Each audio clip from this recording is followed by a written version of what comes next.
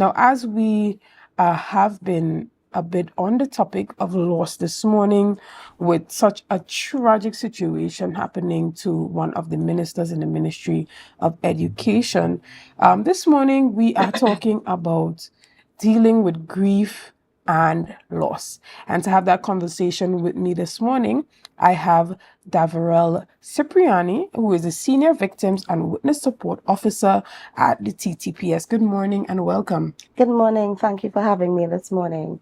Now, the nation is in a bit of a, well, we could say the nation is in mourning. But this is also reflective of the situation for a number of families at this time, whether it's something fresh or something a bit older. But the truth is, you don't just wake up one day feeling okay. Some persons say it gets better with time. Some persons say it gets worse with time. But there are initiatives and programs in place to help families to deal with the grief that comes from experiencing loss on any magnitude, especially when it comes to the loss of life of a family member. So this morning, in your capacity as Senior Victim and Witness Support Officer, tell us a bit about the Life After Loss initiative. Okay, so let me first extend my condolences to the family of MP Julian. That was a tragic day for our country. And I can only imagine how her family, her constituents, the government, Prime Minister are all dealing with that. And I must say, the Victim and Witness Support Unit, our team were also there to provide support for those persons who would have been reeling from that incident. Losses hard on any magnitude to deal with, and as such, a nationwide loss is felt. The ripples of that would be felt throughout the country. Okay. So, has any of your life experiences particularly drove you to become very, very passionate about this area? I believe so. I think to do the type of work that we do at the Victim and Witness Support, you have to have had some profound life experience to delve into working with people when they're at their most vulnerable state. And it's important to understand, working within the Trinidad and Tobago Police Service, it's not the first place that persons want to come. So when persons are there, you understand that they have gone through some life-changing events and they have now come to seek that assistance. In a personal capacity, I have experienced great loss, and it has helped me, it has shaped me to do the work that is necessary to also assist persons get out of that dark place and navigate those feelings of hopelessness and loss to find that there is life after loss.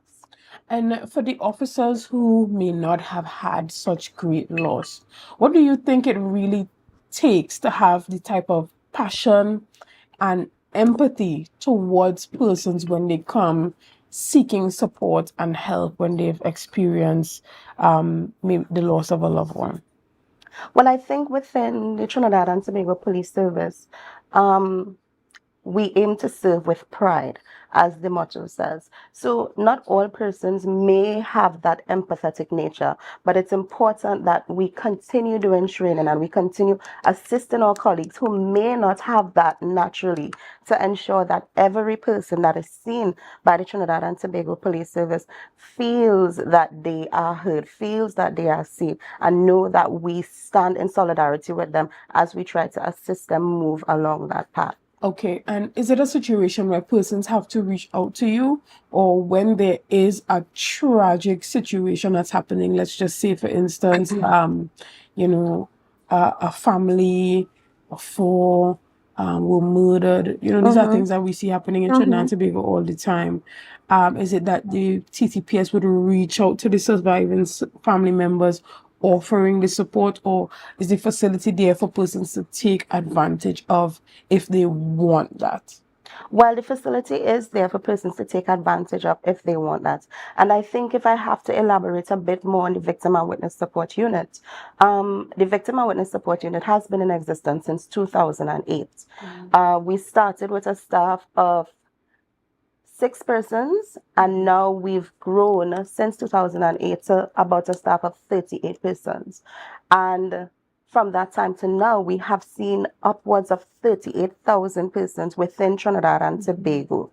So the service is there. How victim and witness support works, we work within the service. So, like you said, a murder may happen. We are on call, we are on standby to offer that care, that support that is necessary. So officers immediately will let us know, listen, we've had this tragedy happen. We need to provide intervention for these persons, because at that moment, that crisis, persons don't know how to cope.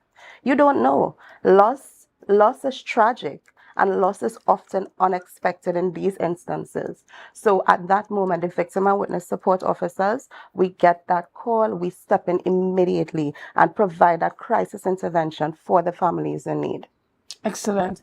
And so it's not just about loss on a whole, but persons who have experienced something traumatic, whether it be rape or witnessing a murder in front of their eyes. And so can you walk us through the level of confidentiality that is attached to the service, and what does the process kind of look like?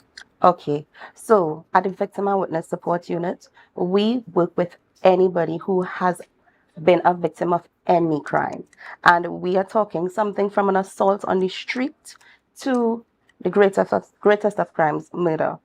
And confidentiality is of utmost importance in the type of work that we do. As a matter of fact, any client of ours, we have a strict confidentiality form that we fill out with clients, so they know that their information is safe within our unit, and they can hold us to account if anything, if they feel like their information is outside, because we want persons to know that they have a safe space in us. They can share freely, they can express freely, and we are there to take care of them.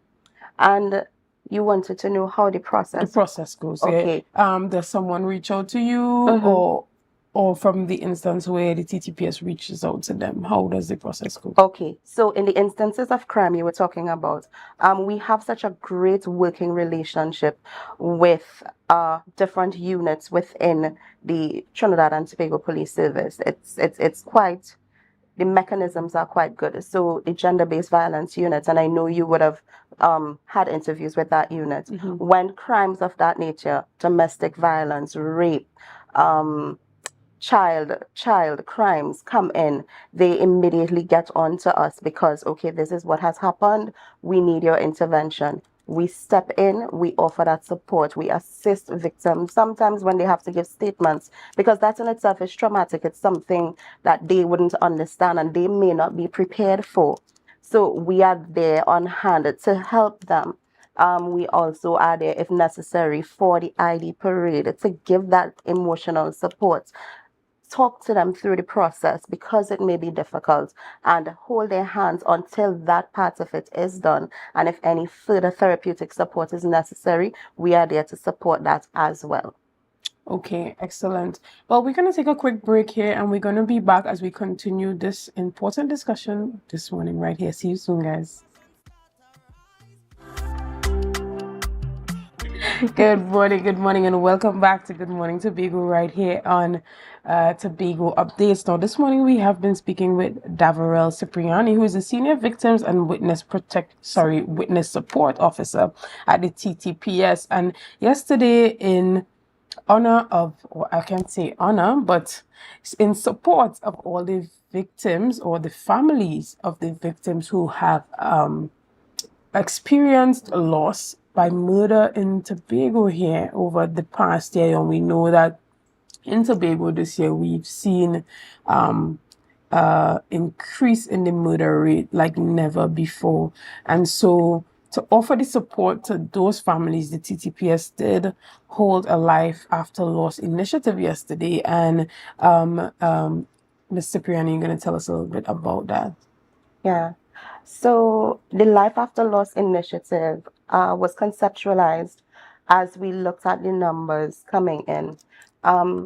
Tobago had, fingers crossed, 25 murders for 2024, which is unheard of for our community.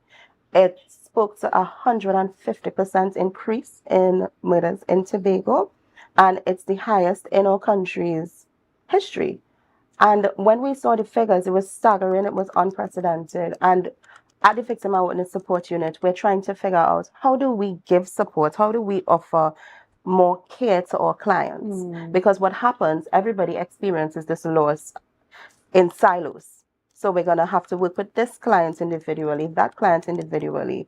And we felt that collective hurt from our clients.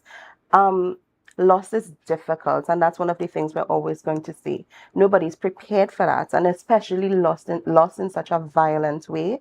How do you even begin to cope with that?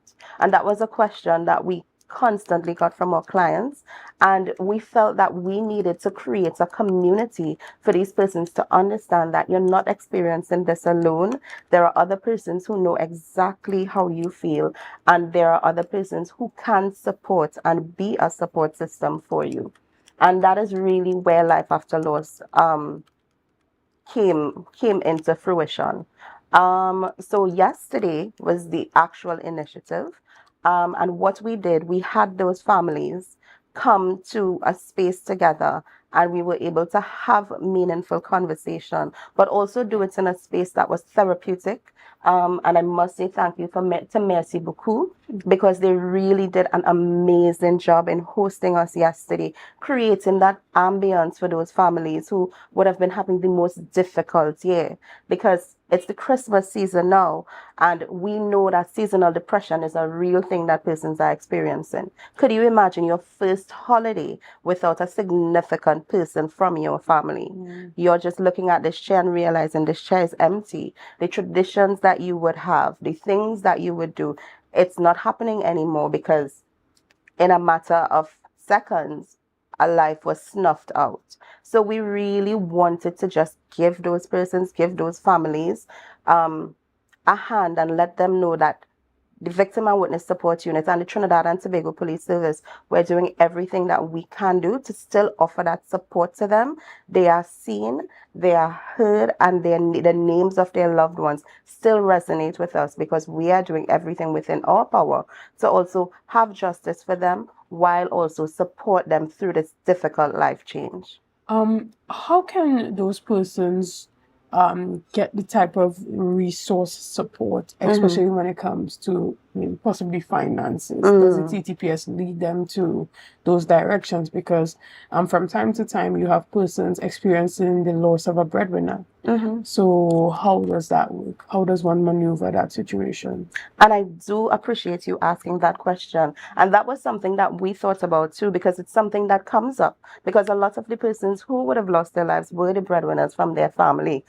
And we thought it best to partner with the Division of Health in this initiative, because the Division of Health, Wellness and Social Protection has several different arms. They have the probation unit, they have social services, social welfare, and all of these units are units that we can tap into to find resources for persons. They have the REACH program that allows persons to start small businesses and guide them along that way. And in utilizing these different agencies and partnering with the division, it creates a seamless transition. So we step in at that initial crisis point, and we offer our services. We give them that emotional support, we give them that psychosocial support, and then we lead them over to the Division of Health and Wellness, where they're able to step in and get the grants that are necessary to help persons support themselves throughout their life after the loss. Excellent. And so I see that yesterday's initiative was quite engaging, and the families were able to do a number of activities and stuff like that. How important is it to create a network and a support group, because there is the individual one-on-one counseling that happens, and the individual support that happens. But we see in the international context that there are support groups where people sit around a circle and they share their experience with loss, and they offer support to others even while they themselves are in grief. And it has been proven to assist in the healing process. Is that an aspect of what is being offered under the current initiative? Definitely, and that was definitely what we were aiming for in creating that. Oftentimes, because of the nature of our work, it's very, very fast paced, and we sometimes honestly can get lost in it, and we always try to find ways to create that network of support for our clientele. And yesterday, in bringing everybody together, because when you have these tragic losses, sometimes persons want to isolate. They don't know. They feel judged. They feel everybody just going to ask me, how are you feeling? How are you feeling? And they can't relate to that. But when they are able to put a face to other persons who know exactly what they're feeling, I could look at you and be like, you know what is happening within me. We saw that partnership. We saw persons engaging with each other. And there we were able to ask, are you willing to be a part of a support group? And the response was overwhelmingly great. So we know out of this initiative, a support group for persons in the Tobago space who've lost loved ones to homicide is on the periphery, and it's something that we're going to be starting quite soon with the partnership of the Division of Health. Excellent. I got goosebumps as you said that, because I think that is something that is extremely necessary within the space, and having a space where persons feel like they can be vulnerable without being judged, and that they can cry about it as much as they want until they no longer need to cry about it anymore. So I am glad that is something that is on the trajectory, and it says that you are not tone deaf to what is needed within the space. And I think that it really comes from knowing what it takes to heal, that you can also help to heal others. And so I want to say thank you to your team and to you yourself for having that real passion to do the work. Because there are a number of areas where, persons say you have square pegs in wrong holes, but when you have the right people who can truly relate to what it really means to lose someone and to heal from that, then those people are the kind of people that you can depend on to offer you the support that you need to get through a tough time. Now, what is the contact information for your area so that persons can reach out if they know someone who have lost someone, or if they themselves are looking for support in their loss? What number can they call? Okay, so I am happy that you were able to say that, because at Victim and Witness Support, we really try to have our ears on the ground. We listen to our clientele, and we have visionary leadership in Mrs. Aisha Price Colby, our head of social support, and Mr. Kirk Pierre, the assistant head for social support, because they do an amazing job in ensuring that clients really do receive that help that they need, and empowering the victim and witness support officers to do the work that is necessary to take care of our vulnerable clientele. In the Tobago space, persons can contact the victim and witness support at 631-1815 or 687-2518. We are always here to support persons who feel that they need any support. They've experienced things and they don't necessarily want to go into the police station and make that report. They can call us and we will offer as much help as we possibly can for those persons. We are here to help. Right. And so persons need to understand that the victim and witness support unit is not just for persons who have experienced murder, but there are a number of crime and criminality elements that can be quite traumatic on a person. For instance, we have persons who would have gotten their homes broken into. We have persons who would have gotten robbed.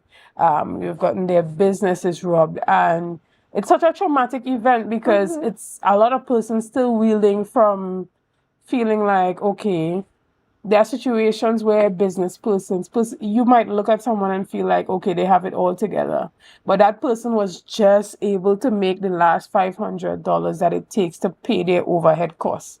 And as they are breathing a sigh of relief for possibly being able to pay the bank, someone comes and snuffs that out or snuffs that away from them, leading them to a position where they are now in debt. And I mean, it goes on and on. Other areas that we don't even focus on is where cyber crimes are concerned. Now more than ever, you have persons being robbed online. Yeah. You have persons being deceived and sending money to buy cars and other items online and are being defrauded. And I think persons often overlook how traumatic those experiences are. Those persons themselves are also victims. And a lot of them, as I indicated before, are in a situation where they now have to try to pick their lives up again after such an experience. How can those persons with that experience those type of crimes come to you? How are they supported? And how can they feel comfortable to step forward and not necessarily see themselves as a victim, but see themselves as needing the help? Well, persons have to accept that they want help first. And the Victim and Witness Support Unit, our doors are always open to persons who've experienced any type of crime in Trinidad and Tobago. And you're very right, cybercrime is quite a rising number. We see persons, being robbed, being scammed, but we also see persons, having their intimate moments being, and that is a major thing. As a matter of fact, the Victim and Witness Support has been doing a lot of work with the National Parent Teacher Association in having those conversations with the schools, with students in schools, because we do know that they're a vulnerable population and they are online all the time, and we see everybody's nudes being leaked and the cyberbullying. So we are actively involved with the NPTA, having those conversations to really assist the youth population in ensuring that they understand what's happening, what's taking place, and giving them that support. We offer support to everybody who has been a victim of any type of crime. And if they so need, we are here to support them. So yes, we do from murders to assault. And you're very correct.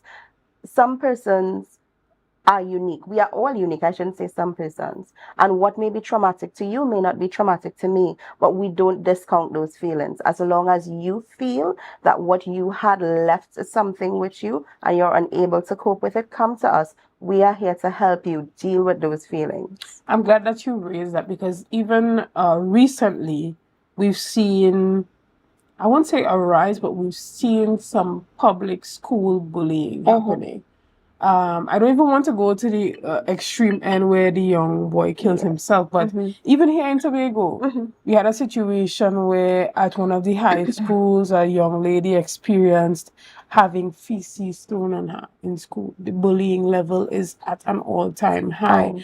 So have you also partnered with the Division of Education, the Social Support Unit, to offer your services or offer support to those students?